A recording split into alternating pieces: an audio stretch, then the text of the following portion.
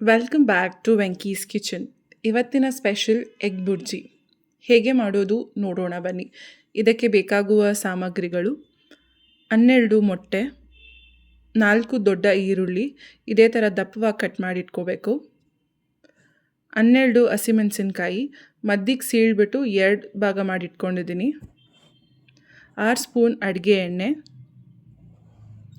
1 ಹಿಡಿ ಕೊತ್ತಂಬರಿ ಸೊಪ್ಪು ತೊಳೆದು ಸಣ್ಣದಾಗಿ ಕಟ್ ಮಾಡಿ ಇಟ್ಕೊಂಡಿದ್ದೀನಿ, 1 ಟೇಬಲ್ ಸ್ಪೂನ್ ಉಪ್ಪು. ಮೊದಲು ಒಂದು ಕಡಾಯಿ ಇಟ್ಕೊಂಡು ಅದಕ್ಕೆ ಎಣ್ಣೆ ಸೇರಿಸ್ಕೊಬೇಕು. ಎಣ್ಣೆ ಕಾದ ನಂತರ ಅದಕ್ಕೆ ಹಸಿಮೆಣಸಿನ್ಕಾಯಿ ಸೇರಿಸ್ಕೊಂಡು ಒಂದು 10 ಸೆಕೆಂಡ್ ಫ್ರೈ ಮಾಡ್ಕೊಬೇಕು. ನಾನಿಲ್ಲಿ ಹಸಿಮೆಣಸಿನ್ಕಾಯಿ ಉದ್ದುದ್ದವಾಗಿ ಕಟ್ ಮಾಡಿ ಇಟ್ಕೊಂಡಿದ್ದೀನಿ. ಏನಕ್ಕೆ ಅಂದರೆ ಪಲ್ಯ ತಿನ್ನುವಾಗ ಅದನ್ನು ಸೈಡಿಗೆ ಎತ್ತಿಡ್ಬೋದು. ಚಿಕ್ಕ ಮಕ್ಳಿಗೆ ಚಿಕ್ಕದಾಗಿ ಕಟ್ ಮಾಡಿ ಹಾಕಿದ್ರೆ ಅವ್ರು ತಿಂದ್ಬಿಟ್ಟು ಖಾರ ಅಂತಾರೆ. ಅದೇ ಕಾರಣಕ್ಕೋಸ್ಕರ ಈ ಥರ ಕಟ್ ಮಾಡಿ ಇಟ್ಕೊಂಡಿದ್ದೀನಿ. ದಪ್ಪವಾಗಿ ಕಟ್ ಮಾಡ್ಕೊಂಡಿರೋ ಈರುಳ್ಳಿ ಸೇರಿಸ್ಕೊಬೇಕು. ಈರುಳ್ಳಿ ಬೇಗ ಬೇಯಬೇಕು ಅಂದರೆ ನಾವು ಉಪ್ಪನ್ನು ಈ ಹಂತದಲ್ಲೇ ಹಾಕಬೇಕು. ಆವಾಗ ಈರುಳ್ಳಿ ಬೇಗ ಬೇಯುತ್ತೆ. ಉಪ್ಪು ಸೇರಿಸ್ಕೊಂಡ್ಮೇಲೆ ಒಂದು 5 ನಿಮಿಷ ಇದನ್ನ ಬೇಯೋದಕ್ಕೆ ಬಿಡಬೇಕು. ಈಗೇನು ನಿಮಗೆ ಪಿಂಕ್ ಕಲರ್ ಕಾಣಿಸ್ತಿದೆ ಅದು ಲೈಟ್ ಪಿಂಕ್ ಆಗಬೇಕು, ಅಲ್ಲಿವರೆಗೂ ಬೇಯಬೇಕು. ಫ್ರೈ ಮಾಡ್ಕೊಳ್ಳಿ.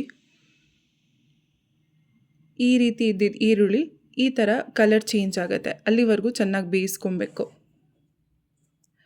ಇದು ಬೆಂದಾಗಿದೆ. ಈಗ ನಾವು ಮೊಟ್ಟೆ ಸೇರಿಸ್ಕೊಬೇಕು. ಇದು ಈರುಳ್ಳಿ ಬೆಂದ ಮೇಲೆ ಮೊಟ್ಟೆ ಸೇರಿಸ್ಕೊಬೇಕು. ಯಾಕೆ ಅಂದರೆ ಮೊಟ್ಟೆ ಸೇರಿಸ್ಕೊಂಡಾದ್ಮೇಲೆ ಈರುಳ್ಳಿ ಬೇಯೋದಿಲ್ಲ, ಅದು ಹಾಗೇ ಇರುತ್ತೆ, ಹಸಿ ಹಸಿ ಟೇಸ್ಟ್ ಬರುತ್ತೆ. ಅದಕ್ಕೋಸ್ಕರ ಈರುಳ್ಳಿ ಕಂಪ್ಲೀಟ್ ಬೇಯಿಸ್ಕೊಂಡಾದ್ಮೇಲೆ ಮೊಟ್ಟೆ ಸೇರಿಸ್ಕೊಬೇಕು.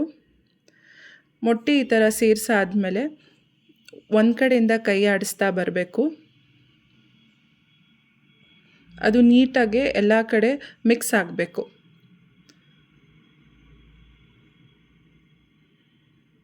ಈ ಥರ ಮಿಕ್ಸ್ ಮಾಡ್ಕೊಂಡ್ಮೇಲೆ ಈ ಹಂತದಲ್ಲೇ ನಾವು ಕೊತ್ತಂಬರಿ ಸೊಪ್ಪು ಸೇರಿಸ್ಕೊಬೇಕು. ಜಾಸ್ತಿ ಈರುಳ್ಳಿ ಬೇಕು ಅನ್ನೋರು ಈರುಳ್ಳಿ ಜಾಸ್ತಿ ಸೇರಿಸ್ಕೊಬೋದು, ಇಲ್ಲ ಮೊಟ್ಟೆ ಜಾಸ್ತಿ ಬೇಕು ಅನ್ನೋರು ಮೊಟ್ಟೆ ಸೇರಿಸ್ಕೊಬೋದು. ಈ ಕೊತ್ತಂಬರಿ ಸೇರಿಸ್ಕೊಂಡ್ಮೇಲೆ ನಾವು ಒಂದು 5 ನಿಮಿಷ ಮೀಡಿಯಮ್ ಫ್ಲೇಮಲ್ಲೇ ಬೇಯೋದಕ್ಕೆ ಬಿಡಬೇಕು. ಜಸ್ಟ್ ಕೇವಲ ಕೆಲವು ಇಂಗ್ರೀಡಿಯೆಂಟ್ಸ್ ಹಾಕಿ ಮಾಡೋ ಐಟಮ್ ಇದು, ತುಂಬ ಚೆನ್ನಾಗಿರುತ್ತೆ. ಈ ರೀತಿ ಆಗುತ್ತೆ 5 ನಿಮಿಷ ಬೆಂದಾದಮೇಲೆ. ರಸಮ್ ರೈಸ್ ಚಪಾತಿಗಂತೂ ಹೇಳಿ ಮಾಡಿಸಿದ ಕಾಂಬಿನೇಷನ್. ನಿಮ್ಗೆ ದಿಢೀರಾಗಿ ಏನಾದರೂ ತಿನ್ನಬೇಕು ಅನಿಸ್ದಾಗ ಇದನ್ನು ಮಾಡ್ಕೊಳ್ಳಿ. ನಿಮ್ಗೆ ಇಷ್ಟವಾದಲ್ಲಿ ಲೈಕ್, ಶೇರ್, ಕಮೆಂಟ್ ಮುಖಾಂತರ ತಿಳಿಸಿ. ಇನ್ನಷ್ಟು ವಿಡಿಯೋ ನೀವು ಮುಂದಕ್ಕೆ ನೋಡಬೇಕು ಅನ್ನೋದಾದಲ್ಲಿ ಸಬ್ಸ್ಕ್ರೈಬ್ ಮಾಡ್ಕೊಳ್ಳಿ. Thank you for watching.